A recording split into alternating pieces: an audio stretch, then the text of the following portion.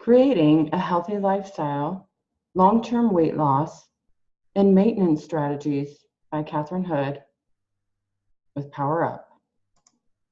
So disclosure, I am a certified health coach, certified as a life coach, and I am a personal trainer. I have 10 years in the health and fitness industry. I am not a doctor, nutritionist, dietitian. However, my weight loss program is doctor-led and dietitian supervised. So the goal today is to bring value and provide 1 to 3 takeaways. Who wants to create a healthy lifestyle, long-term weight loss, or maintain a healthy body weight? Everyone, right? So the paradigm for Power Up. Well, the definition first of a paradigm is a view or perspective in a single phrase, a guiding principle. It can be thought of as a framework of beliefs. A paradigm helps us to make sense of the world around us, or in this case, this presentation. So the paradigm today is what you focus on improves. Who am I? Well, I'm Katherine Hood. I'm a retired Allstate agent of 22 years. I fell in love with fitness and health, inspiring others through bodybuilding. Personal goal is to compete in as many states as I can. My mission is to help individuals establish healthy habits, rituals, and an identity that creates a long-lasting, healthy lifestyle. I am passionate about inspiring others to become the healthiest version of themselves and giving them so much more than a smaller waistline. I can help individuals have a new outlook on life, have more energy, increase confidence, gain greater success in career, and so much more. Core strength and spine health. A strong core can improve your posture, stability, muscle balance, and protect your back. Core exercises are often neglected. A gym membership is not required to have a strong core. Learning how to properly engage your core and maintaining strength can help ease current back pain and prevent future injury. This is an image of my L4, L5 before my first surgery. I didn't have an accident or an event that caused this herniation. It was from not taking care of my body. Being hunched over a desk for 9+ hours a day for many years with no exercise or understanding how important it is to have a strong core. After moving to Spokane, Washington, August of 2018, I still struggled days and weeks with chronic pain. Dr. Ellis with Clear Chiropractic discovered my atlas and axis was causing tension and imbalance in my lower hips and back.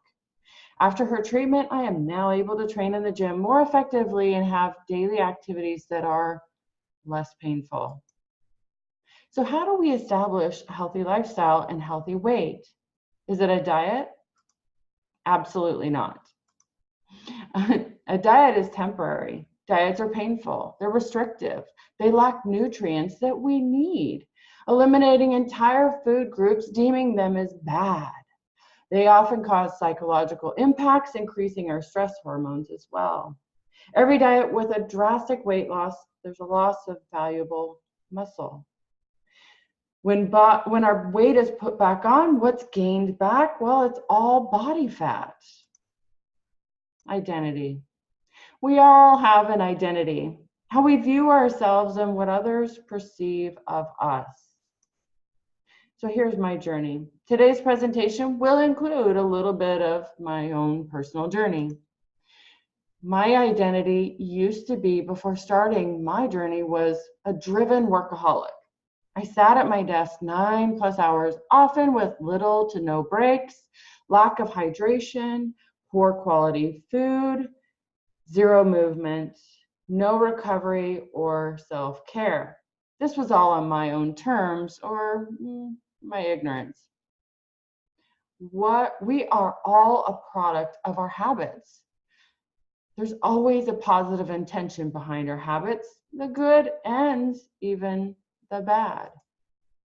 How I believe becoming a workaholic served me, I thought it meant greater production. We all have habits, all the things we do without much thought. Did you know that we have anywhere from 60,000 to 80,000 thoughts a day? These subconscious thoughts are the product of who we are. Our thoughts and habits are why we are overweight, sad, overwhelmed, and out of balance. Bad habits, let's take drinking for instance. Having an immediate benefit, maybe it's reducing stress, lessening anxiety, or maybe it's just zoning out.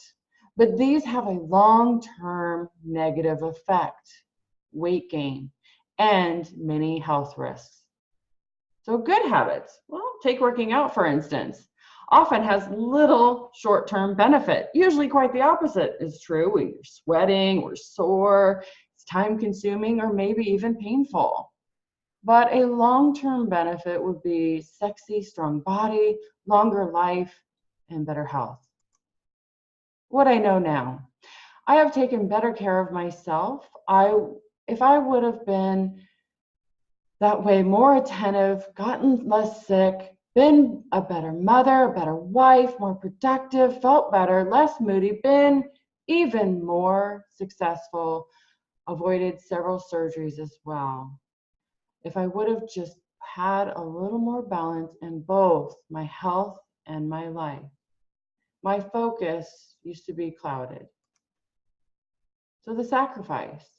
I sacrificed my social life, my health, my family, and being just a superstar insurance agent for many years. I would say there's not enough time to work out, not enough time to eat right. I don't like water, or I don't want to pee all the time. I hated breakfast. All these things are such a waste of time. You know, my kids grew up in the back of my office. I recall my oldest daughter yelling from the bathroom, "Wipe my butt," as I was on a sales call. I would cover up the phone, praying that my client did not hear her. My life was completely out of balance. Sitting for years had a lot of harm on my body. As a result, I've had 2 back surgeries. The primary cause, a weak core. What sitting does, it places a significant amount of pressure on our back muscles and spinal discs. When sitting all day, your glutes actually go to sleep. Atrophy sets in. This is with muscle loss. Your glutes or your butt are responsible for much of your movement in your daily life, not just for the aesthetics. Who wants a round booty though? I know I do. Your glutes are one key component of your core. Having a strong core is essential in your daily movement. Sitting is harmful. It's also known as the new smoking. What the results are is lower calorie burn, which is weight gain. Less muscle equals a slower metabolism. Poor posture equals neck and back pressure or injury. Less exposure to sun, that vitamin D that we need, equals sadness or depression. Pain equals pressure in your back, hips, and spine. Varicose veins, well, that happens, and they are very painful, visible, broken veins. So what's the solution? Engage in workouts 3 or more times a week, then engage your core, including your glutes, at a minimum. Get up and move and stretch every 90 minutes if you have a sitting job.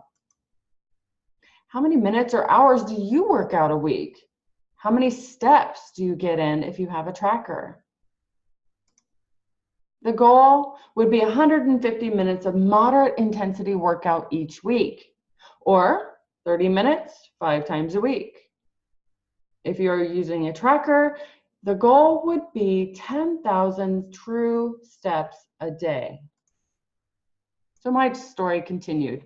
As an insurance agent, I was always neglecting my nutrition. My philosophy was starvation all day and eat what I want at night. Nowadays, they call that intermittent fasting. What I know now, well, fasting is not healthy. It's harmful to the metabolic system. It's also very harmful to your muscles, your blood sugar levels. It puts your body in a starvation mode. Weight loss may occur, but at the cost of your valuable muscle, bone, and nutritional depletion. calorie confusion. I also had the mindset that a calorie is a calorie, but there's a huge difference between 2,000 Twinkie calories and 2,000 chicken on salad calories. So the focus on the daily habits, not the scale. I used to be fixated on the number on the scale, not my health, longevity, or protecting my organs from long-term damage. I started to want to weigh 118 pounds, and I did it. And this weight was what it was in high school.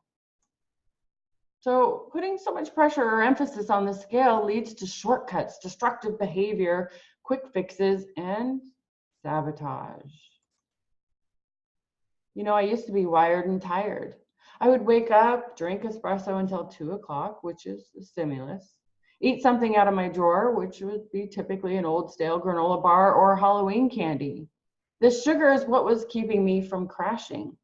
Dinner would be something rich, filled with sticks of butter or fried, with a side of 1 to 2 to 3 glasses of wine to unwind from my stressful day, all causing irreversible damage to my thyroid and other organs. Evenings, I was exhausted and just wanted to veg out. Zero desire to play with my daughters. I would tell them, Mommy's exhausted. I couldn't wait to put my daughters to bed. What I thought? Well, I thought feeling exhausted all the time was normal, or I will make up for my lack of sleep on the next vacation. The truth is, I was burnt out, and my health was deteriorating. My blood sugars were all over the map, and I certainly wasn't listening to what my body really needed.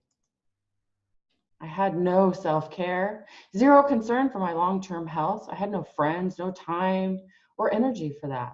I didn't even know what self-care was. I was way out of balance, and truly, I wasn't happy. Secretly, I was depressed. At what cost? Was I showing up at work at optimal levels?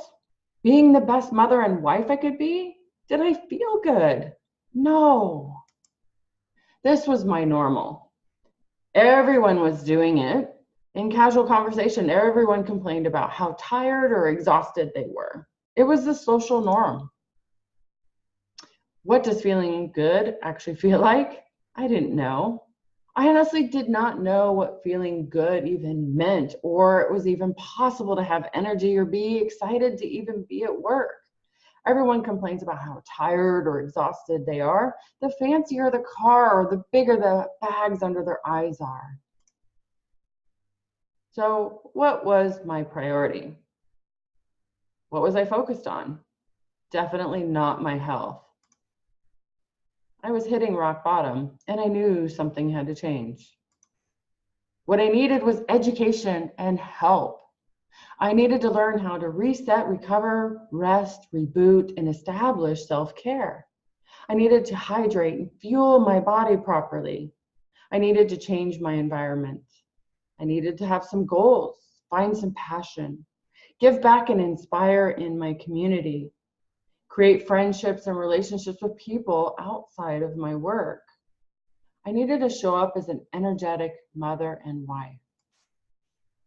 So how do you define good health? My common response, having a sexy body, an athletic build, someone who works out every day at the gym and has that number on the scale. So good health is not a sexy body. Someone can appear to be in good health, but actually have a lot of medical issues that are known or unknown. And really, are they truly happy? Balance in all these areas is optimal health.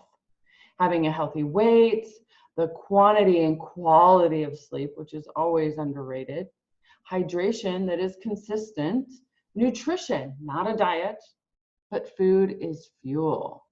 Goals, push you to be even better. Education, we got to work on our brain health. Our environment, people are around you, are they supporting you?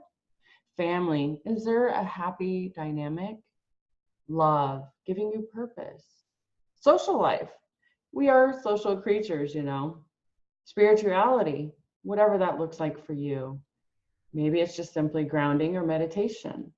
Your finances. This is the root cause of so much turmoil.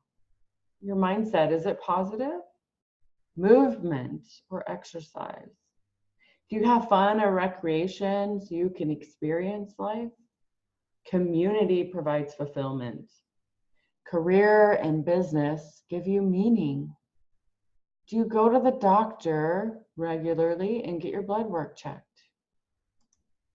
We need balance in our lives and focus on all areas, not just one. Remember, what we focus on improves. Being out of balance will overflow into other areas of your health and life.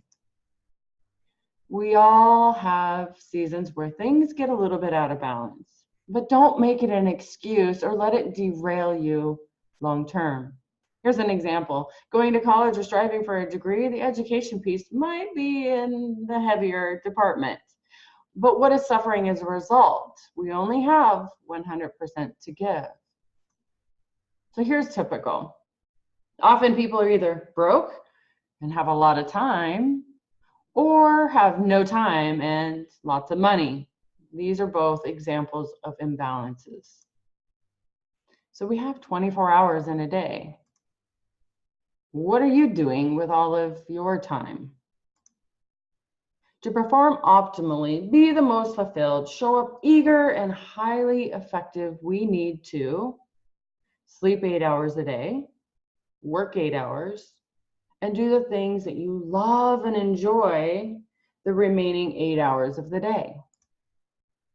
So does this make you pause and question where you're wasting time?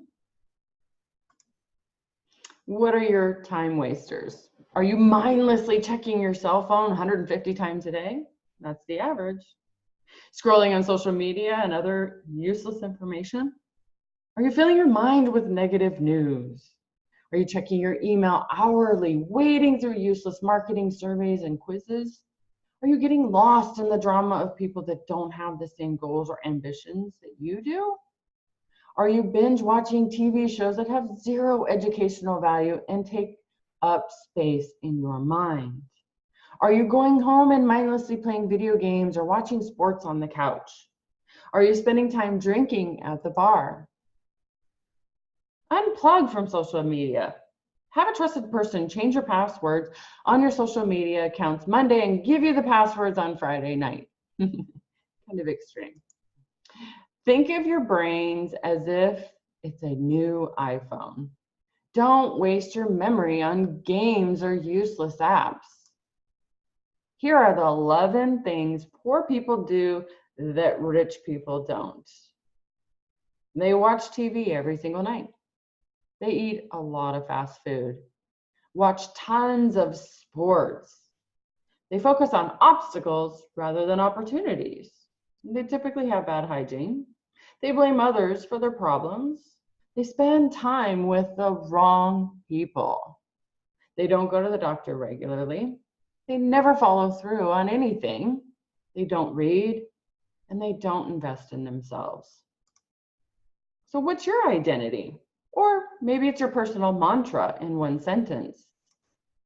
Your identity are the qualities, beliefs, personalities, looks, or expressions that make a person. How would someone view you that you just met? How would you describe to someone honestly how your health is? How do you want to be viewed? How do you currently view yourself?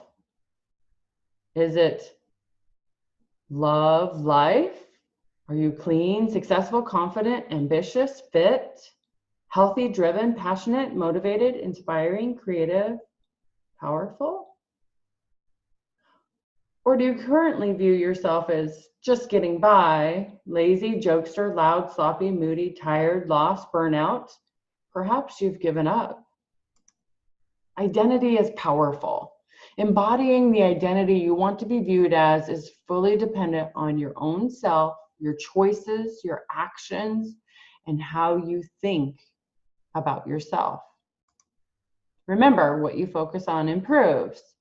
I was determined to break free from my darkness.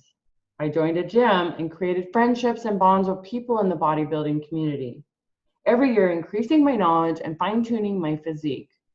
I choose to hold the identity of a fitness professional and love that it inspires other people to find their optimal health. So you want to be thought of as or remembered as a successful, ambitious, inspirational, focused, and driven person? Well, who are you at your core? There is a huge difference between I am healthy and I'm going to try to get healthy. What does it take to be number one at anything? Well, it's consistency and having as many things as possible be second nature. Hone in the skills by repetition and reliving and giving more energy and focus and improving and becoming even more effective with your time. Remember, life is short. Don't wait to start. If your identity is I'm a runner, you're always a runner, and you will be naturally gravitating and attracting healthy choices and people. If your friends from college call you up to go to the bar the night before a race, what choice are you going to make if you are a runner? The lasting effect. Embodying a specific identity or way of being will also have a lasting effect on you versus a goal to run just one marathon. Run that one marathon and then what? Go back to sitting on the couch? If you're a runner, you're not going to just stop after one marathon. You're going to be looking to achieve new heights, new goals, places, experiences for life at new heights and levels. Mastering a skill.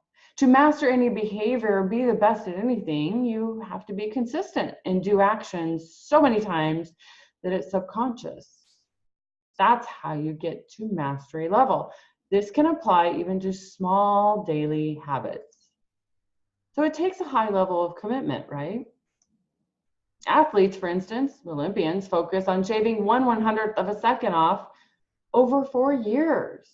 How? Well, they practice and perfecting a skill to a fine edge, becoming a master at their craft. Society, culture, beliefs, and our environment weigh heavily on us and our behaviors. These influence our decisions on what we eat for dinner, movies that we watch, the next smartphone we buy, but also our health. Social media. Social media can have a huge impact on our identity and what we subconsciously choose to embody. Choose what or whom you follow wisely. Are these people positive, motivating, and people that you admire and want to be like? Do they have the same or similar goals? Are these pages and people you follow eating healthy? Are they doing all things healthy? If you want to eat healthy and become healthy, stop following the cake decorating pages and toxic people. So the work-life balance. The lessons today, hopefully, are health is more than just a sexy body. You want to find and create balance in all areas of your life. Have habits or rituals that incorporate having a strong core and regular movement. Remember, what you focus on improves. So what's one takeaway from this presentation? Or do you have any questions? Feel free to comment below.